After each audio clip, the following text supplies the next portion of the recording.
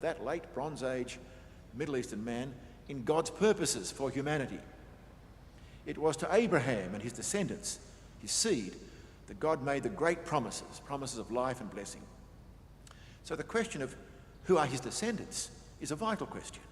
Who receives this promise of life and blessing?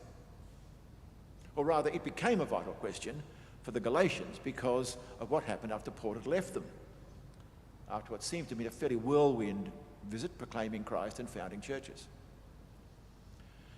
After Paul had proclaimed the risen Lord Jesus as Lord, the mainly Greek and Roman Galatians, they're Celtic background, they're Greek and Roman, turned from the numerous customary deities they worshipped and were baptised into Christ. All was well. But then others arrived when Paul moved on. Like Paul, they were Jewish believers, but unlike Paul, their message was that there was something very much lacking in the Galatian believers.